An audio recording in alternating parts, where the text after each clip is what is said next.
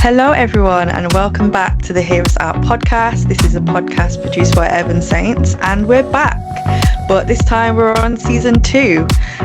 So for those of you that have been with us from the beginning, welcome back. For those of you that are new, we're happy to have you. Season 2, we're excited. We had some amazing guests on in the first season, and we had some really great conversations. And we're excited to continue the journey and continue to meet new amazing people, share their experiences, have them share their experiences, and just discover what else is happening in the youth ministry space. I am your host, Paris. I am the digital lead for Urban Saints. So I help to, create all the different digital initiatives, develop resources that are going to help young people, youth leaders connect with young people online. And I have my co-host here, Nesu. Do you want to introduce yourself and tell everyone what you do? Yeah, my name is Nesu, and I'm the youth culture specialist for Urban Saints. And what I do is basically, through research and audio-visual content, I kind of inform youth leaders and youth workers about the developments in youth culture and youth work that are relevant and germane to them, that can help them in the work that they do with young people. So yeah, I'm pumped for season 2. We're back, and we're ready to continue this journey with you guys. Yeah, happy to have you all here. We're going to get into a little icebreaker. Nessie, what have you got planned for this one? We're switching it up because last season we had our show us segment, but for season 2 we're going to be bringing something a little bit different. So let's see what you've got. Right, so we've got something called Let Me Know. This season we've got something called Let Me Know, LMK, and it's basically an opportunity for us to get to know each other better as we journey through the pod. So I'm going to ask Paris a question, and this is a question that's open to you guys. We'd love to have you guys let us know in the comments your answers to some of these questions. But today's LMK is really about music. It's about music, okay. And the question is, Paris, right now, coming from summer, as we enter, September and this kind of term, what music, what song has been ringing in your mind? What song has been ringing in your mind? Oh, that is a tricky one. Does it have to be strictly gospel? I can give like a few.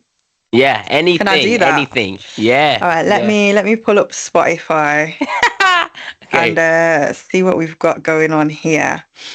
Okay, well, I don't know if you know Jackie Hill Perry. Come on, bro. Well, she's been dropping some new tunes recently. So I really she has a song called Antisocial. Yeah. And great vibes, great bars. Yeah, her flow is cool. And I just really love that one. And another one, let me see. So we've got Jackie Hill Perry, and then we've also got, it's a reggae song. I'm Caribbean, I'm Jamaican, for those of you that don't know. Okay. And yeah, I'm trying to, increase my reggae playlist. Okay. And this one is called Say What. So yeah, it's a song called Say What, and it's by, it says Singing Melody. I don't know if that's his artist name. I don't know. Okay. I'm gonna hope it is. Yeah. But great reggae vibes, and it's just great to play like when it's sunny and you've got the vibes going. So I'll put those in the description bar, and you guys can check those tunes out. But what about you? What have you been listening to? Yeah, I think because I kind of was thinking about the question before I asked you, I had a head start on kind of what I've been listening to. So I know I've been listening to a song by a guy called worship leader called David Folu. He's got a song called Jehovah and goes Jehovah. Anybody who knows that song, we know that. Well, anybody, it's going off. I can imagine people right now as they listen to this thing thinking, "Oh snap! Okay, that's the song. That's the vibe." So there's that, and then there's also Prayer Storm music hasn't been around too long, I think. But I went to the Prayer Storm conference in August recently up in Manchester, and Prayer Storm music was there, and they were leading worship amongst other worship leaders, and they have a song called Sound of Heaven. Oh, it's unreal. I think Rebecca Alaradin is probably leading that song, but yeah, incredible song. It's just got the force and the weight of the times behind it. So yeah, really good. Really, really good. Okay, great stuff. I'm gonna check that one out then. Yeah. And yeah, guys, let us know, I guess, in the comments what songs you've been loving over summer. What's on your repeated playlist? Yeah, let us know. All right. Well, we're going to dive into the main conversation. And for episode 1, as we're back, we're going to be talking about why it's better to be connected and why it's important for youth leaders to have a space where they can collaborate, they can chat, they can share ideas and support one another. And what a kind of successful space looks like for youth leaders to do so. And obviously, we want to include some scripture. So for this one, we've got Ecclesiastes 4, verse 9 and 10. And it says, "Two are better than one because they have a good reward for their toil. For if they fall, one will lift up his fellow. But woe to him who is alone when he falls and has not another to lift him up." And I think that's a really great scripture when it comes to looking at why community is important. We know that in youth ministry, it can be a hard kind of job to have. You know, you're stewarding young people, you want to make sure you're discipling them correctly. You yourself want to be making sure that you're kind of spiritually filled to be able to do your job well. Yeah. And so having community around you to uplift you and support you and to also keep you accountable is something that's very important. And I think when we work together, we win together. So yeah, I think that scripture really just ties into why community is important. So yeah, let's get into some questions and let's discuss. Yeah, I mean, yeah, very profound scripture that you've read, and yeah, you have highlighted something very, very important. That yeah, youth work, youth ministry, especially if you're a youth worker or youth pastor, can be isolating, especially if you are charged with the primary responsibility for sort of championing, pioneering the ministry. So yeah, I mean, first question that we want to kind of delve into is, Paris, what does community mean to you? You know, what does the word community mean to you, and what has that looked like in your life? Okay. I think community really is a space where you can be with people and feel like you can be your authentic self. You can grow together, and it's being with people who are witnessing your growth and being able to kind of pour into you as you're growing in different areas, being able to get advice, being able to also support other people. And for me, I've experienced great community within church.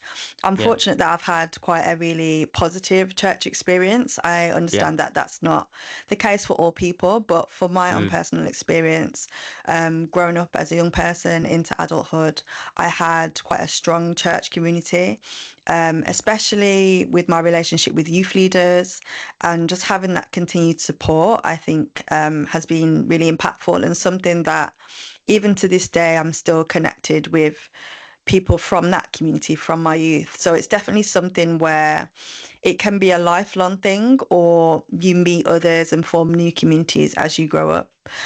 But yeah, for me, I had a really good experience with community. And yeah, I think it's important that other people can try and also have good experiences within their church communities, but not just in church, outside as well. But yeah, what's community look like for you? What's your experience been? Have you left one community and found a new one? Or yeah, what's the vibe? Yeah, I think, I mean, even in terms of community as a thing, I suppose before I even answer, I have to kind of think about what it means for me. I think it's kind of like the difference between being surrounded and connected. You know, you could be surrounded by 1,000 people and feel disconnected. I wouldn't call that community. I would say you're in a crowd. You're in a crowd. You're not in community. So for me, where I found that connection, that belonging, that, as you said, almost that kind of journeying together, because you talked about, you know, people who can see you grow, right? So I would say that the places that I found connected rather than, or felt connected rather than surrounded, is church family, big one. I've moved lived in different countries all my life, so I've never like been in a place more than 3 or 4 years really. So I've had to up and leave and go and change communities. But the church community has always been a place that I've found community wherever I've gone, and it's been astounding just how you get the same the same core things. No community is perfect. No church community is perfect, but you get the same core values and things like that. So church family is big. I'd also say family, especially one of the sides of my family, we're very well connected. Our family is like we celebrate things together, we mourn together, and so we're very well connected like that. But also, I'd say my friends. That's a place of community. Especially the friends that you'd say are your family. Friends being the family that you choose. Definitely well connected. Definitely. But here's a bit of a wild card. Well, it's not a wild card, but some people perhaps would resonate with this more than others. Sport. I love sport. And also music. I was in a gospel choir at uni. I was in loads of sports teams growing up, and just even some of the war cries. Like, for example, we had a rugby team. Our war cry was fire. We felt part of the community. So that was big. But yeah, cool. Yeah, I think you make a good point there, where it's not necessarily being in a crowd, but yeah, crowd and community are two different things. And I think the difference is that your community are invested in you personally, and you're invested in the other members of that same community. So yeah, I think to differentiate that is really good. Do you want to demonstrate the war cry? Because you got really passionate about that. Right, this is how it goes. Let me tell you. So if we were playing, especially sevens, we had a sevens tournament that was quite big, and it'd be 7 rugby players against another side. But before we went out, for the captain to go and get the coin toss or whatever, we would huddle into a group, and the war cry was retreat hell, which means there's no way we're gonna retreat. So it would be 3. So it'd be on the count of 3, the captain would be like, retreat hell, retreat. Retreat, and you feel the adrenaline. You're like, gotta go. So it was so good. That is community. Anyway, for that, it was good. Nice. It sounds like that brought the energy, so that's really good. Cool. Yeah. So I mean, in terms of like the youth leaders and kind of, do you think it's important? I don't know. Do you think it's important for youth leaders to have spaces to connect, for them to be able to just to be able to kind of journey with each other on this journey of being a youth leader? Do you think it's important for them, and what kind of spaces do you think they have? And if they're not well connected, why do you think that might be? Yeah, I think it's important. And I think particularly for maybe youth groups that are on the smaller scale, and like, you don't have as many volunteers helping, I think it's important that they can connect with others. There's opportunities to collaborate and see what other people are doing and work together. And I think when we think of youth ministry, perhaps we only think of it as being like once or twice a week. Maybe it's on a Sunday, it's on a Saturday, midweek. But outside of that, you're not necessarily connecting with one another to encourage or lift each other up, or just to, have different adult conversations with people that are doing the same kind of mission as you. So I definitely think it's important. I think youth work, it can take a lot, and we deal with a lot of different things because young people have all sorts of different problems that we want to walk with them through. And so I think by having community and a space to connect with others, there's that relational aspect, because, they're also going through things with their young people. We can learn, how did you deal with that? How did you encourage more young people to come to your group? What do I do in this situation? So I think having community gives space for conversation. And with conversation, we can find solutions, we can work together, we can pray. And so I think that's really important. Why do I think we probably don't have as many spaces? I'm not really sure. I think perhaps it's a case of time and effort. Who's going to be the one to facilitate these things? Who's going to take that leap to jump out and say, hey guys, can we kind of have a group going? I need support. And I think just the business of life may also just kind of hinder that. But I think it would be great for more spaces, to happen and to arise for youth leaders. I think that would be really important. Are there any spaces that you've been a part of as a youth leader that you felt you could particularly like connect with other youth leaders from other organizations? Yeah. You know what it is? I think It's so funny because I was supposed to go with our youth group. So us as a staff team or youth workers were supposed to go to We Love Youth Workers, hosted by Okay. YFC. So that's new. That was Mm-hmm. their first one. And but yeah, I think we were just absolutely swamped from the previous weekend. So only one of our colleagues ended up going, but he Mm-hmm. came back with like raving reviews. He just said it Okay. was really good, so informative, so holistic and helpful. Came back with a lot of information that was jam packed into those kind of into that time. So something like that. I think we have national days and events that Yeah. enable youth leaders to connect. So that's one example, and hopefully YFC will be doing that, going forward. But then we've also had the National Youth Ministry Weekend, which is Mm-hmm. a huge opportunity for youth leaders to come together to connect and also to kind of deliberate over things, share perspectives, and reflect on their own youth ministry journeys. The next one is happening on the 14th to the 16th of November. Guys, book on. Rumor has it that some you might. I don't know. Is there something that you've been thinking of? I don't know if Paris. I suppose Yeah, that I'm you might be. going. Yeah, that's what I was trying to I'll be get at. Like there. there's folks going. So yeah, there's definitely some purchase and uptake for something like that. So on a national scale, there's events like that. Yeah, Mm-hmm. and then even on a regional, local scale. So for example, I'm in West London, right? So there's something called West London Youth, and we as youth workers come together. We sometimes, from time to time, worship. I mean, we come together from time to time, but we always usually worship and reflect on some of the things that we're doing together as youth workers, and we're coming together, to do as a cooperative or as a collective of Mm-hmm. youth work groups, and that just helps things. It makes it easier to plan. You've got more volunteers, and it's a sort of community enterprise that's going to reach further. So I think there are things like that. Communities like that are really helpful, and from time to time, I'm able to make those events, but I haven't been as involved as possible. And I think that really gets to why sometimes we don't have those spaces, which is just time. Yeah, exactly. One of the reasons youth work or youth ministry is isolating is not necessarily only because sometimes people aren't connected, which is a big part, but also because they're so stretched. They're so stretched. So, they spread themselves so thinly in terms of the work that they have to do. Because oftentimes, as I said, there's instances where a youth worker is responsible and is primarily charged with the responsibility of carrying out a ministry. And that can be Mm-hmm. incredibly isolating, but also it's a lot of work. So you don't necessarily want to go to another event Yeah. or to connect in that way because you just want to prioritize your family or your church life, and you're struggling just to even make those obligations. So another thing on top of that Yeah. is just not feasible. Mm-hmm. And also the perspective. Sometimes when you think of a youth work gathering, you think, oh, here we go. More information, more packs, and more, it's more work. It's almost like you're going to a conference. And I think there is a Yeah. difference between a conference and a retreat. A retreat, Mm-hmm. you can It's relax, rest. rest, recover. But a lot of stuff is conferences nowadays. And I don't know the purchase. Certainly for me as a youth worker, I'll be brutally honest. The uptake in my heart for stuff like that is almost is a default. I'm not coming because I really don't Right. want to be more tired going into something. Um, or coming out of something than I went in. So I think that's one reason.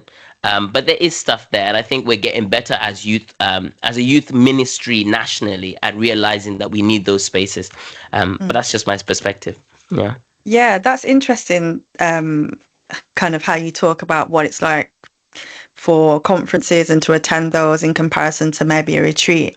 And I think with community, it would be good to kind of foster a community that's more focused on maybe the well-being of youth leaders then, if that's the case. Absolutely. And like you said, Absolutely. that time to reflect. And I think in that reflection, you also kind of get to see how God has been working through youth leaders to impact other youth. Because I think when you're just going from week to week doing youth ministry, you're kind of thinking, is what I'm doing making a difference? Like, Yeah. Yeah. what's really the impact here? I'm tired. There's a lot Yeah. of toil. There's admin. But Yeah. if there can be a place where you come away to kind of intentionally rest, reset, and share those reflections and those experience of how God is working, I guess you kind of leave feeling a bit more refreshed, more encouraged, rather than like, oh, I've got all this information. Now I need to implement all these new things for my youth group. So yeah, that's really interesting that you talk about that.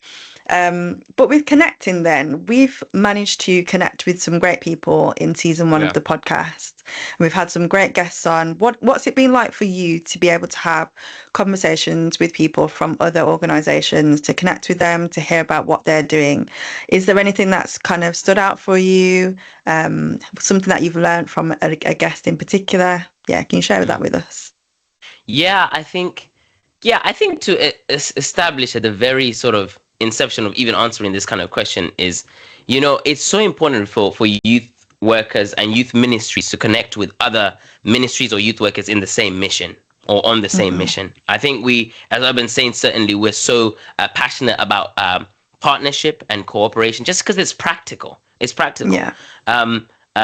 Yes, I'll share I'm African, right? So, but I can share a very well-known African proverb that says, if you want to go fast, go alone. If you want to go far, go together. And just on a practical level, if you cooperate with other organizations that are in other spheres that you are not in, it means that when you come together, the reach of what you do together is going to be more than what you can do on your own. That's practical. Yeah. You know what I mean? That's just practical. So in terms of getting resources and equipping and helping and supporting youth leaders, it's better to do things corporately. So it is important. That partnership thing is so important. And I think another really important thing, just to kind of emphasize, is that I was reading a book, and I've been reading a book by Darlene Zschech. I don't know if that's how you say her name, but she wrote the song Shout to the Lord, very famous song, and her book is called Extravagant Worship. But one of the things she says is there's room for you, and there's room for your gift and everyone else's gift in the house of God,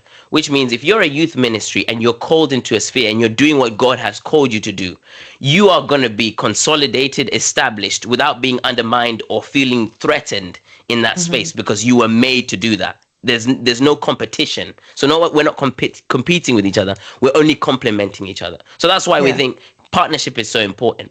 And an example of that is, for example, having as an example of a guest that shared something that was really helpful and profound for me was Mike Palin. I think I shared this on the Instagram post, but when Mike came on from 267, and he shared about the perspective that we need to have as as youth workers taking young people away.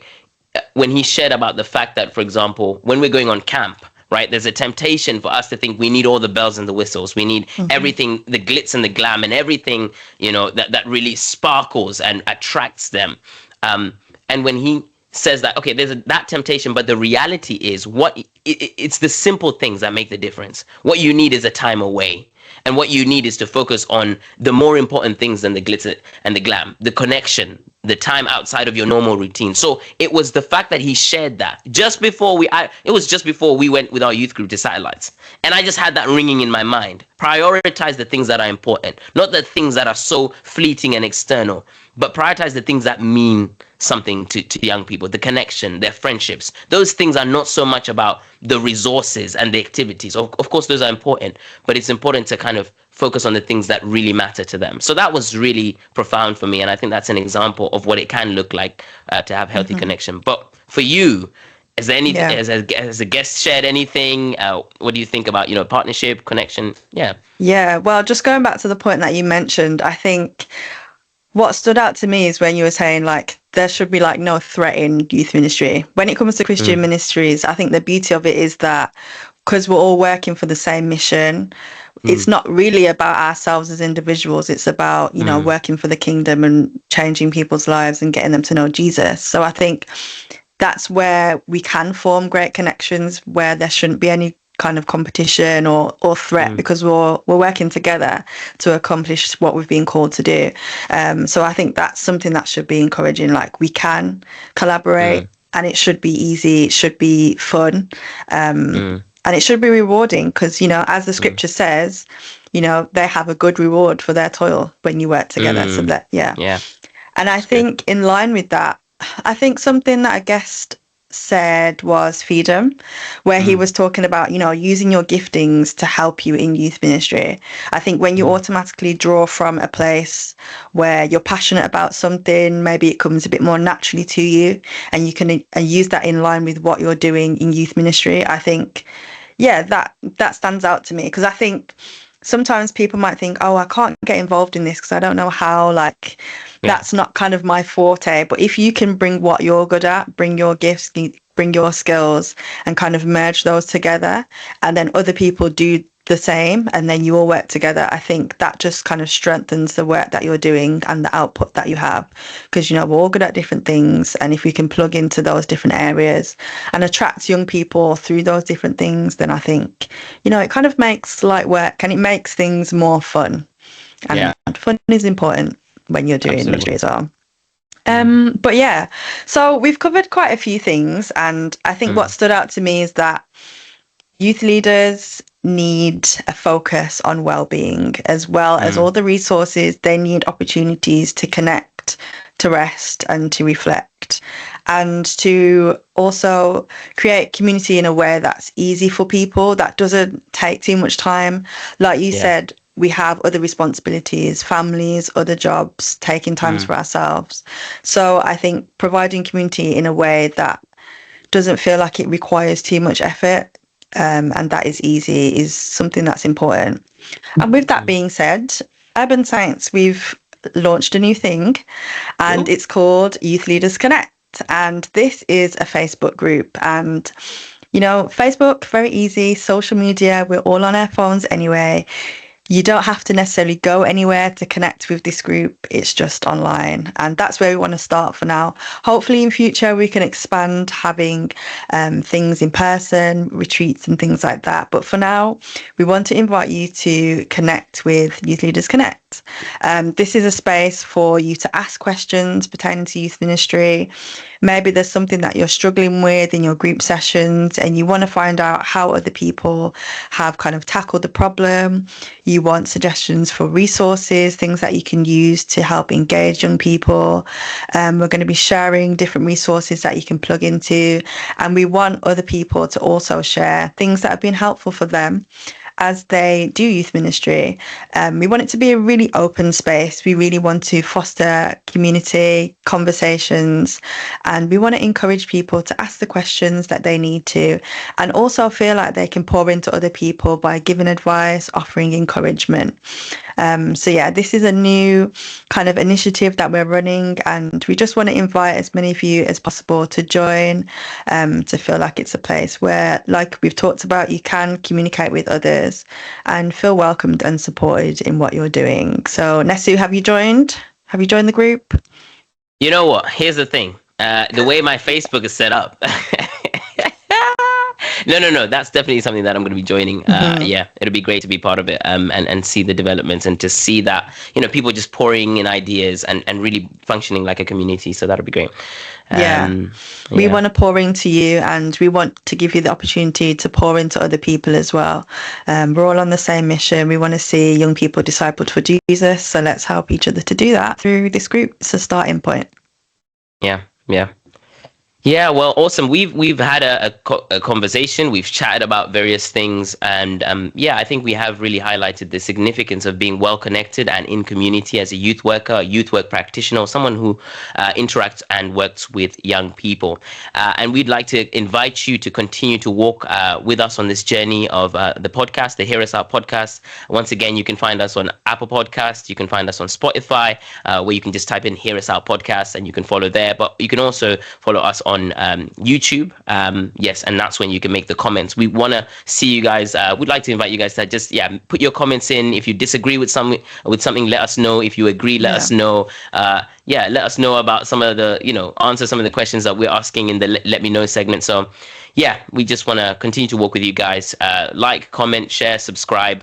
And that's been us for this first episode of season 2. We are so excited to have more leading voices, pioneers, and youth work practitioners coming to share their wisdom, because we believe in connection, we believe in partnership, and we believe that we are better together. That's it from us this time round, but we'll see you in the next episode.